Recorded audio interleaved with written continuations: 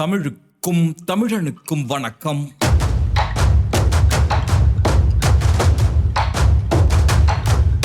காலத்தின் அடுக்குகளை ஊடுருவிச் செல்லும் ஒரு பயணத்தை கொஞ்சம் கற்பனை செய்து கொள்ளுங்கள். 70 கொண்டை ஊசி வளைவுகளை கொண்ட ஒரு மலைப்பாதை. ஒவ்வொரு வளைவும் ஒரு புதிய ரகசியத்தையும் பழங்காலத்தின் ஒரு புதிய பக்கத்தையும் புரட்டிக் கொண்டே இருக்கும். இதுதான் கொல்லிமலைக்கு செல்லும் வழி. சங்ககால மன்னனுடைய வில்லாற்றல், பாறையில் செதுக்கப்பட்ட ஒரு காவல் தெய்வத்தின் பேரழகு, அதன் காடுகளில் இன்றும் சூட்சமமாக உலவும் சித்தர்களுடைய அழியாத ஒரு இருப்பு என பல கதைகளை ஒரு சேர கொண்டதுதான் நம் தமிழ்நாட்டில் இருக்கும் கொல்லிமலை. இந்த கொல்லிமலையின் ரகசியம் என்பது என்ன? அதிலிருந்து கண்டறியப்பட வேண்டிய அந்த புது என்ன? அந்த நிலப்பரப்பு, செங்குத்தான நிலப்பரப்பு, சக்தி வாய்ந்த மூலிகைகள், ஆழமான ஆன்மீகம் மற்றும் காலத்தால் அழியாத தொன்மங்கள் ஆகியவற்றின் ஒன்றிணைப்பாக இருக்கும் அந்த மலையுடைய ரகசியம் என்ன? தனித்துவமான ஆன்மீக அதிர்வுகளையும் மூலிகை வளத்தையும் கலாச்சாரத்தையும் பாதுகாக்கும் ஒரு இயற்கை கோட்டையாக இருக்கும் கொல்லிமலையை பற்றி தான் இந்த பதிவில் நீங்கள் தெரிந்து கொள்ளப் போகிறீர்கள். ஆகவே கடைசி வரை பாருங்கள்.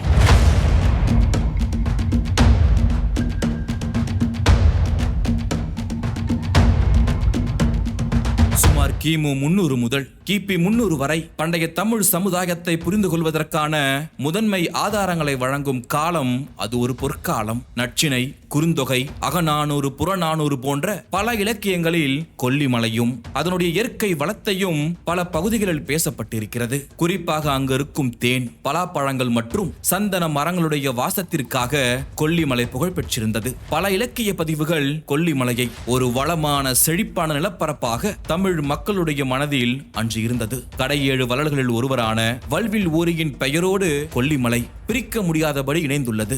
வல்வில் என்ற அடைமொழி அவனுடைய நிகரற்ற வில்வித்தையை குறிக்கிறது. சங்க இலக்கியங்கள், குறிப்பாக புறநானூறு, அவருடைய வீரத்தையும் கொடைத்தன்மையையும் விரிவாக பாடுகிறது. அவர் ஒரே அம்பில் யானை, புலி, மான், பன்றி மற்றும் உடும்பு ஆகியவற்றை வீழ்த்தியதாக பாடல்கள் புகழ்கின்றன. அவருடைய ஆட்சி கொல்லிமலையை ஒரு புவியியல் பகுதியாக மட்டும் இல்லாமல் அதிகாரம், வீரம் மற்றும் கலைகளை போற்றும் ஒரு கலாச்சார மையமாகவும் நிறுவியிருக்கிறது. அதே சமயத்தில் சங்க பாடல் வழியாக கொல்லிமலை மூவேந்தர்களுடைய பெரும் பேரரசுகளும் அவர்களுக்கு கீழ் இயங்கிய திறமை வாய்ந்த குறுநில மன்னர்களுடைய ஆட்சி பகுதிகளும் இணைந்த ஒரு கூட்டமைப்பாக இருந்தது. சேர மன்னர்களுடைய ஆதிக்கம் என்பது ஒரு பரந்த பெயரளவு மேலாதிக்கத்தை குறித்திருக்கலாம். ஆனால் வல்வில் ஓரியின் ஆட்சியே கொல்லிமலையின் நேரடி நிர்வாகமாகவும் அதனுடைய கலாச்சார அடையாளமாகவும் விளங்கியது. புலவர்களை ஆதரிப்பதன் மூலம் தனது வீரத்தின் மூலமும் ஓரி பெற்றிருந்த புகழ் ஒரு பேரரசின் அதிகாரத்திற்கு இணையானதாக விளங்கியது. வேள்பாரியில் வரும் அந்த பரம்பு மலையை போல கொல்லிமலையும் இருந்திருக்கிறது. பாரிக்கு பதிலாக இங்கு ஓரி இருந்திருக்கிறான். அப்படிப்பட்ட இயற்கையோடு இணைந்த ஒரு இடமாக, மலையாக கொல்லிமலை இருந்திருக்கிறது. கொல்லிமலை என்ற பெயர் உருவானதற்கு அடிப்படையாக ஒரு தொன்ம கதை இருக்கிறது.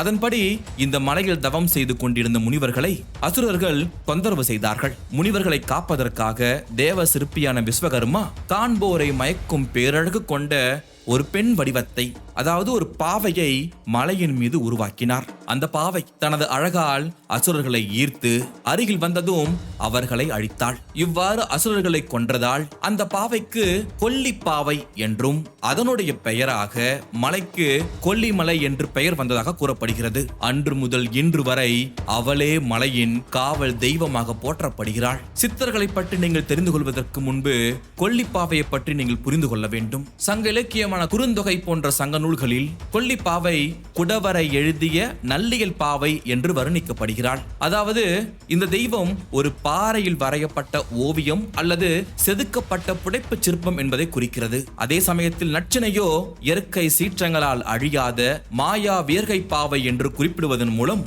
அந்த தெய்வம் நீடித்து நிலைத்து நிற்கும் சிற்பமாக இருந்திருக்கலாம் என்ற ஒரு கருத்தும் வலுப்படுகிறது. பிற்காலத்தில் கொல்லிப்பாவையை 8 கைகள் கொண்ட 8 கை அம்மனாக முழுமையான தெய்வமாக உருமாற்றி இருக்கிறது. இன்றும் சித்த மருத்துவர்கள் மூலிகைகளை சேகரிக்கும் முன் கொல்லிப்பாவையிடம் அனுமதி பெற்று மந்திரங்களை உச்சரித்து சேகரிக்கிறார்கள். இது கொல்லிமலையில் இருக்கின்ற அந்த மூலிகைகளை அந்த பறிக்கும் செயலுக்கு பின்னால் இருக்கும் ஒரு புனிதமான சடங்காக பார்க்கப்படுகிறது. அது மட்டுமல்ல, இயற்கையின் தெய்வமான அந்த கொல்லிப்பாவையிடம் அனுமதி கேட்டு இந்த தாவரத்தினால் ஏற்பட போகும் நன்மைகள் அனைத்தும் உனக்கே. மக்களுடைய வாழ்விற்கு இந்த தாவரங்கள் மூலிகைகள் பயன்பட வேண்டும் என்று வேண்டிக் கொண்டே பறிக்கிறார்கள். ஆக சங்க காலத்தில் கொல்லி பாவையாக வணங்கப்பட்டவள் இப்பொழுது எட்டுக்கை அம்மனாக வணங்கப்படுகிறாள். சரி, சித்தர்களுடைய பூமியாக, மூலிகைகளுடைய சொர்க்கமாக இந்த இடம் இருப்பதற்கான காரணம் என்ன தெரியுமா? சித்தர்களுக்கும் கொல்லிமலைக்கும் உள்ள தொடர்பு தற்செயலானது அல்ல. அது ஒன்றை ஒன்று சார்ந்து உருவானது.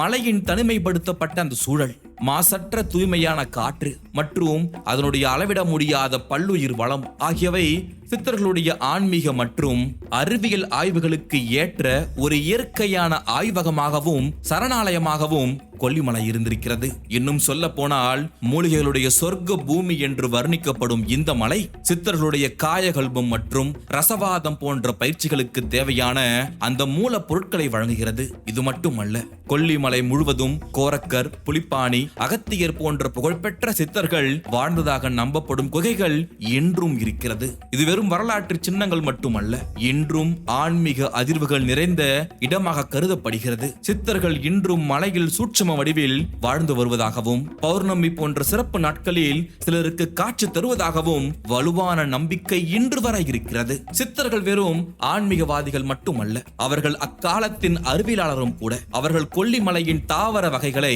ஆராய்ந்து அவற்றின் மருத்துவ குணங்களை கண்டறிந்து ஓலைச் சுவடுகளில் பதிவு செய்தார்கள். தலைமுறை தலைமுறையாக கடத்தப்பட்ட இந்த அறிவு கொல்லிமலையின் பெரும் ரகசியங்களில் ஒன்றாக கருதப்படுகிறது. சித்தர் மரபில் அறிவியலும் ஆன்மீகமும் பிரிக்க முடியாதவை. மூலிகைகளை ஆராய்வது என்பது வெறும் தாவரவியல் ஆய்வு மட்டுமல்ல, அது இயற்கையில் உறையும் இறை ஆற்றலை புரிந்து கொள்ளும் ஒரு ஆன்மீக செயல். இரும்பை தங்கமாக்கும் ரசவாதமோ, உடலை இளமையாக வைத்திருக்கும் காயகல்பமோ அதனுடைய இறுதி நோக்கம் உலகியல் ஆதாயம் அல்ல, ஞானம் பெறுவதற்கு ஏற்ற கருவியாக உடலை தயார்படுத்துவது. இந்த முழுமையான கண்ணோட்டமே சித்தர்களுடைய அடிப்படை தத்துவம். கொல்லிமலை இந்த தத்துவம் வாழ்ந்த மற்றும் வாழும் ஒரு நிலப்பரப்பாக இன்று வரை இருந்து கொண்டே இருக்கிறது. கொல்லிமலை ரகசியத்தில் இதுவும் ஒன்று. கொல்லிமலையை பற்றி பேசும்பொழுது கண்டிப்பாக அங்கிருக்கும் அரப்பளீஸ்வரர் கோயிலை பற்றி பேசாமல் இருக்க முடியாது. இந்த கோவில் தேவார வைப்பு தலம் என்று கூறப்படுகிறது. சித்தர்களோடு தொடர்புடையதாக இருக்கிறது. 7ஆம் நூற்றாண்டை சேர்ந்த சைவ சமய குரவர்களான திருநாவுக்கரசர் மற்றும் திருஞான சம்பந்தர் ஆகியோருடைய பாடல்களில் இந்த தலம் குறிப்பிடப்பட்டுள்ளது. இந்த கோவிலுடைய பெயரே அது இருக்கும் இடத்தை குறிக்கிறது. அறை என்றால் மலை, பள்ளி என்றால் தங்கியிருக்கும் இடம். எனவே அரைப்பள்ளி ஈஸ்வரர் என்பது மலையின் மீது வீற்றிருக்கும் இறைவன் என்று பொருள்படும். பிற்கால சமஸ்கிருத பெயர்களுக்கு மாறாக இது ஒரு தூய தமிழ் பெயராகும். காலப்போக்கில் அரைப்பள்ளி என்பது அறப்பள்ளி என்று மருவிவிட்டது. இங்குள்ள மூலவர் அந்த ஈசன் தானாக தோன்றியவர், சுயம்பாக உருவானவர். சித்தர்களால் ஸ்தாபிக்கப்பட்ட இந்த லிங்கம் காலப்போக்கில் மறைந்து அந்த பகுதி விளைநிலமாக மாறியது. ஒரு விவசாயி நிலத்தை உழுதபோது அவரது கலப்பை ஒரு இடத்தில் சிக்கிக் கொண்டது. அந்த இடத்தை அவர் தோண்டி பார்த்தபோது சிவலிங்கம் வெளிப்பட்டது. கலப்பை மோதியதால் ஏற்பட்ட வடு இன்றும் லிங்கத்தின் மீது காணப்படுவதாக கூறப்படுகிறது. இந்த கோவிலுக்கு அருகில் ஓடும் மீன்பள்ளி என்ற ஒரு ஓடையில் இறைவன் மீன்களுடைய வடிவில் உறைவதாக ஒரு ஐதீகம் இருக்கிறது. அதனாலேயே இந்த கோவிலில் மூலவருக்கு பூஜை செய்வதற்கு முன்பாக இந்த ஓடையில் உள்ள மீன்களுக்கு உணவு படைக்கும் வழக்கம் இன்றும் பின்பற்றப்பட்டு வருகிறது. இதையெல்லாம் விட அமானுஷ்யமான ஒன்று என்னவென்றால், அந்த கோவில் ஆலயத்தில் உள்ள ஒரு பழமையான குறி சொல்லும் கல். கொல்லிமலை அதிசயங்களில் முக்கிய அதிசயம் இது. 2 பாகங்களை கொண்ட இந்த கல்லின் மீது பக்தர்கள் தங்கள் கைகளை வைத்து மனதில் ஒரு காரியத்தை நினைத்து வேண்டிக் கொள்வார்கள். சிறிது நேரத்தில் மேலிருக்கும் கல் அசைந்தால் அவர்கள் நினைத்த காரியம் வெற்றி பெறும் என்பது பல நூற்றாண்டு காலமாக இருந்து வரும் ஒரு நம்பிக்கை, ஐதீகம். இது வெறும் மூட நம்பிக்கை என்பதை தாண்டி பக்தர்கள் இறைவனோடு நேரடியாக உரையாடி வழிகாட்டுதல் பெறும் ஒரு வழியாக பார்க்கப்படுகிறது. கொல்லிமலையின் பிரதான அருவியான ஆகாய கங்கை ஒரு சுற்றுலா தலம் மட்டுமல்ல, அது ஒரு புனித தீர்த்தம். இந்த அருவி நீர் மலையில் உள்ள ஆயிரக்கணக்கான அபூர்வ மூலிகைகளுடைய அந்த சாரத்தை தன்னோடு கொண்டு வருவதாக நம்பப்படுகிறது.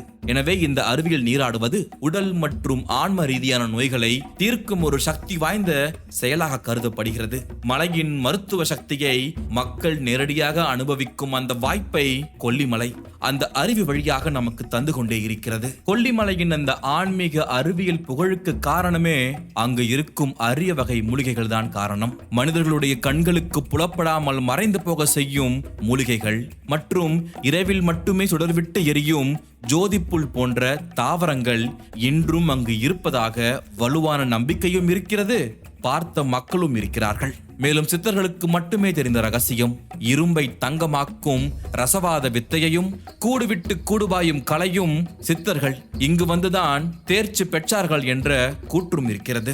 அதே சமயத்தில் சித்தர்களை நம்பும் அதே மக்கள் பில்லி சூனியம் போன்ற தீய வினைகளை அகற்றுவதற்காக மாசி பெரியண்ணசாமி போன்ற காவல் தெய்வங்கள் மீதான நம்பிக்கையும் கொல்லிமலையில் இருக்கிறது. கொல்லிமலையில் அதிசயங்கள் என்பது வெறும் கதையாக மட்டும் இல்லாமல் மக்கள் பங்கேற்கும் சடங்குகளாக இருப்பதால் கொல்லிமலையின் மர்மம் இன்று வரை உயிர்ப்போடு இருக்கிறது. இறுதியாக கொல்லிமலையின் ரகசியம் என்பது ஒரு குறிப்பிட்ட புதிரோ அல்லது மறைக்கப்பட்ட உண்மையோ அல்ல. அது பல கூறுகளுடைய சக்தி வாய்ந்த ஒருங்கிணைப்பு. எப்படி சிதம்பர ரகசியம் என்பது அறிவியலோடு ஒன்றிணைந்த ஒன்றோ, அதுபோல கொல்லிமலை ரகசியம் என்பது இயற்கையோடு இணைந்த ஒன்று. முதலாவது, கொல்லிமலையின் சவாலான நிலப்பரப்பு பல நூற்றாண்டுகளாக அதனுடைய தனித்துவமான கலாச்சாரத்தையும் சுற்றுச்சூழலையும் இயற்கையையும் பாதுகாத்து வருகிறது. இரண்டாவது, மூலிகை வளம். அங்கு இருக்கும் பல்வேறு மருத்துவ குணம் கொண்ட தாவரங்கள் சித்தர்களை ஈர்த்து ஒரு தனித்துவமான ஆன்மீக அறிவியல் மரபுக்கு அடித்தளமிட்ட இடமாக கொல்லிமலை இருக்கிறது. மூன்றாவது, சங்க இலக்கியங்களில் ஆழமாக வேரூன்றி இருப்பது. தமிழ் கலாச்சார உணர்வில் கொல்லிமலைக்கு ஒரு அழியாத இடத்தை பெற்று தந்திருக்கிறது. மேலும் கொல்லிப்பாவையின் கதைகளும் சித்தர்கள் இன்றும் அங்கு சூட்சும வடிவில் உலாவிக் கொண்டிருக்கிறார்கள் என்பது இன்றும் அங்கு இருக்கும் மக்களுடைய நம்பிக்கையில் அந்த மலை இன்றும் வாழ்ந்து கொண்டே இருக்கிறது. கடைசியாக தொன்மையான கோவிலான அரப்பளீஸ்வரர் ஆலயம். ஆக கொல்லிமலையின் உண்மையான ரகசியம் என்பது சரித்திர ஏட்டை போல பல அடுக்குகளை தன்னுள் கொண்டிருப்பதுதான். கொல்லிமலையின் மீது வரலாறு, தொன்மம், ஆன்மீகம், அறிவியல் மற்றும் பல்வேறு விஷயங்கள் பல அடுக்குகளில் அர்த்தங்களில் எழுதப்பட்டிருக்கிறது.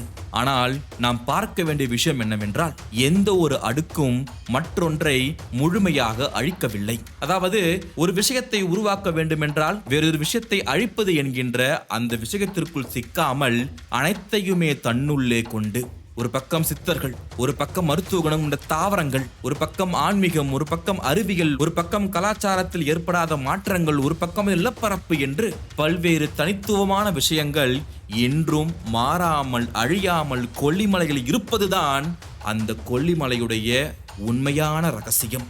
அதுவே ஆழமான மற்றும் இன்று வரை நீடித்திருக்கும் மர்மம். இது போல பல்வேறு வீடியோக்களை பார்க்க நம் டீப் டாக்ஸ் தமிழ் சேனலை சப்ஸ்கிரைப் செய்து தொடர்ந்து உங்கள் ஆதரவை தாருங்கள்.